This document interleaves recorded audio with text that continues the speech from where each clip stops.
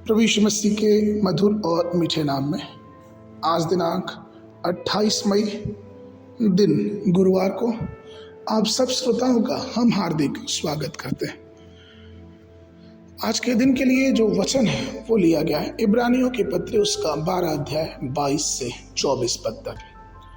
पर तुम सिय्योन के पहाड़ के पास और जीवते परमेश्वर के नगर स्वर्गीय यरूशलेम के पास और लाखों स्वर्गदूतों और उन पहलौठों की साधारण सभा और कलीसिया जिनके नाम स्वर्ग में लिखे हुए हैं और सब के न्यायी परमेश्वर के पास और सिद्ध किए हुए धर्मियों की आत्माओं और नई वाचा के मध्यस्थ यीशु और छिड़काव के उस लहू के पास आए हो जो हाबिल के लहू से उत्तम बातें करता है।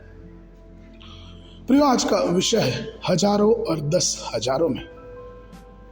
जब कोई व्यक्ति मसीह को अपने हृदय से ग्रहण करता है और उसके निकट आता है तो अनेक धन्य विशेष अधिकारों का अनुभव करने लगता है। वह सिय्योन के पहाड़ के पास रहता है, वह स्वर्गीय यरूशलेम में जीवन बिताता है और वह उस स्वर्ग में अपने नाम को लिखवाता है जो सदैव का है और कभी टलने का नहीं। वह यीशु मसीह के लहू के पास आता है और सिर्फ इतना ही नहीं, वह असंख्य लोगों में जहाँ पे अलौकिक स्वर्गदूत भी हैं उनकी समाज और उनके साम्राज्य का भागी होता है। हमारे स्वर्गीय पिता का परिवार अत्यंत विशाल है और सिर्फ विशाल नहीं लेकिन महिमामय है। वह पृथ्वी और स्वर्ग दोनों पर फैला हुआ है। पृथ्वी पर लाखों विश्वासी, स्वर्ग में असंख्य स्वर्गदूत, करूब, सरफीम और जिब्राइल और हर प्रकार के परिवारों में यह स्वर्ग जुड़ा हुआ है।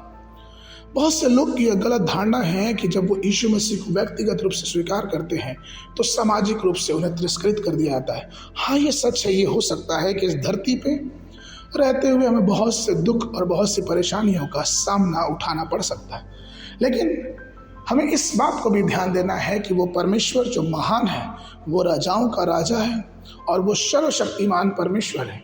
हम उसकी संतान बन जाते हैं।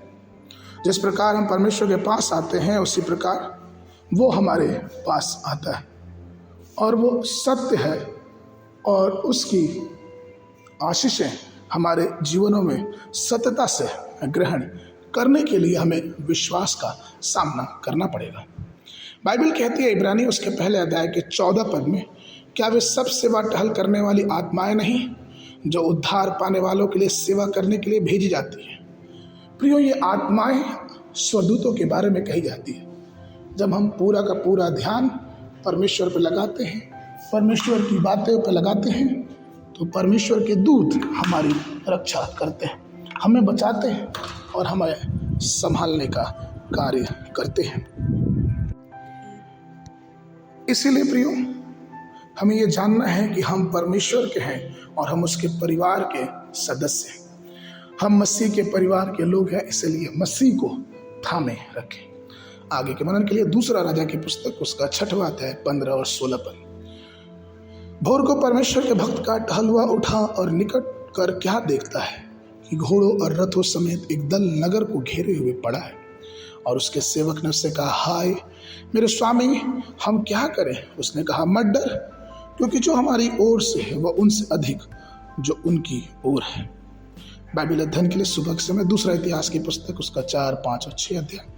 शाम के समय यूहन्ना की पुस्तक उसका 10 अध्याय 24 पद से लेके 42 पद तक। परमेश्वर आप सबको आशीष देवे।